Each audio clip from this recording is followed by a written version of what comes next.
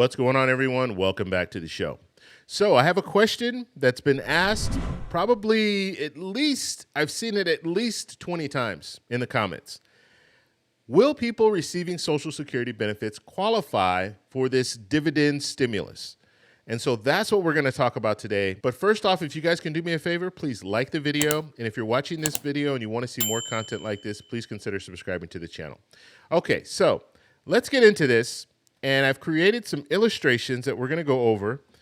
And first off, when it comes to the dividend stimulus refund, we're looking at people they're looking at households, but tax-paying households, okay?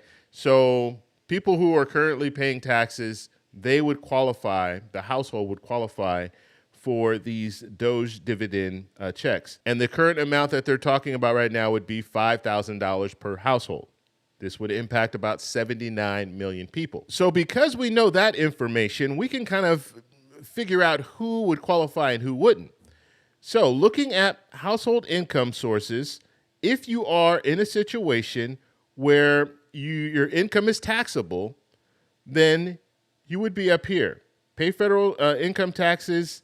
Is the total income sufficient? And then basically you would receive this Doge dividend, this Doge refund. Now, if you fall into this category, non-taxable income, so you have a lot of people that are receiving Social Security benefits right now that their benefits are not taxed. And so if you fall into this category, unfortunately, you're not going to be eligible to receive this Doge refund check. And so what percentage of people who are currently receiving Social Security benefits pay taxes on those benefits? Okay, so we have some numbers here. We can show you at least the percentage.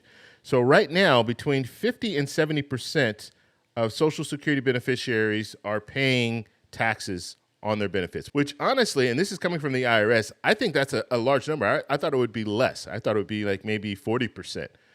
But they're saying between 50 and 70%. So it could be 50%, 51%. It could be at the lower end, but it could go up to as many as 70% of people receiving Social Security benefits are paying taxes on that. And that equates to about 35 to 50 million people. You have currently about 74 million people who are currently receiving Social Security benefits. So it could be from 35 to 50 million people that are paying taxes. So they would be receiving this Doge refund check, but the rest would not.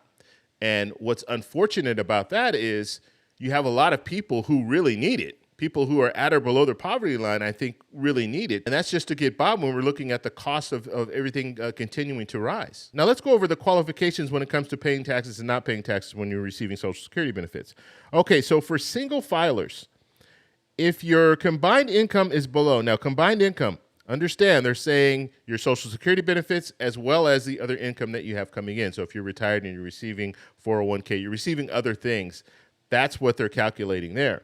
So if your combined income is below $25,000, then you do not have to pay taxes. Now, if your combined income is between $25,000 and $34,000, then you're paying taxes on 50% of your Social Security benefits. Okay, so 50%. It's not the entire amount of your Social Security benefits. It's just 50% of that is eligible for taxation. Okay, now, when we're looking at the combined income over $34,000, remember this is a single filer, then you're at the 85% level. So what that would mean is 85% of your Social Security benefits are, just say, eligible for taxation. Now, I really want you to understand this. They're not saying that you have to pay taxes, 85% taxes on your Social Security. They're just saying that is what's eligible. So it's not 100%. It's 85%. Okay, so now let's look at couples filing jointly. So if your combined income is below $32,000, then you don't have to pay anything in taxes. Okay, you don't have to pay taxes. Now, if your combined income is between $32,000 and $44,000, now you're exposed at 50%. Okay, so 50% of your Social Security benefits are eligible for taxation. And if your combined income is over $44,000, now you're looking at 85% of your Social Security benefits would be eligible for taxation. And so I just wanted to go over that because some people don't know if they're going to be taxed or not. And so that is the calculation. Now, this calculation has not changed. It hasn't moved with inflation, which is really interesting. So back in 1983, they created these categories, and they basically gave us the guidelines when it comes to taxes, but they have not, it doesn't change with inflation. Now, a big part of the reason why it doesn't change with inflation is because these tax dollars actually go back into the Social Security Trust Fund. And this is only for Social Security. So if you're receiving Social Security benefits and they're taking a portion of that out in taxes, that money goes right back into the trust funds and then goes back out to help pay benefits. And so in essence, it does help Social Security. It does help people who are receiving benefits, because if you are in that situation where, let's say, you're receiving Social Security benefits, you have some other income that's coming in, retirement and all that, and you are paying taxes on a portion of your Social Security, that money does go back. It does go back, the Social Security portion. And so that will help people who are currently receiving benefits, and it will help the trust fund. It'll extend the trust fund out a little bit further. And so that's why they didn't adjust it to inflation, because if they adjusted it to inflation, every year it would go up a little bit higher, and you wouldn't be able to collect as much when it comes to taxes for people, that are receiving Social Security benefits. And that would hurt the trust fund even more, because now you're going to have people that are earning more because they're receiving that cost of living adjustment every year, but they're not paying taxes on that. And so that money is not being funneled back through. And the Social Security trust funds are paying out more because the Social Security trust funds every year, they pay out more if we see an increase.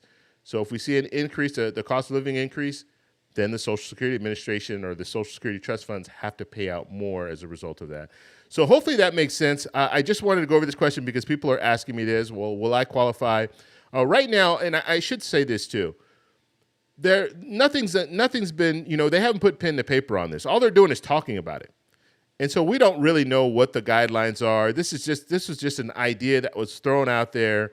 It was floated by a CEO, I can't remember his name, but it was floated on Twitter. It went to Elon Musk, and Elon Musk saw it and said, and he ran with it and took it to the president. Now the president's saying, yes, I would be on board for that. That sounds like something that would be good. And so that's all we have now. So we don't have anything definitive. We don't have any real rules. All they're saying is tax-paying households. That's all they're saying.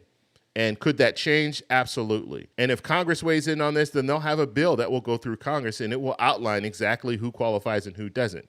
So that's something that we'll have to look forward to. But as of right now, people receiving Social Security benefits, if you're not paying taxes on those benefits, unfortunately, you're not going to qualify for these Doge dividend checks. So if you guys have any questions, let me know in the comments below. If you like this video, please give me a thumbs up. Please subscribe for more, and I'll talk to you in the next one. Bye.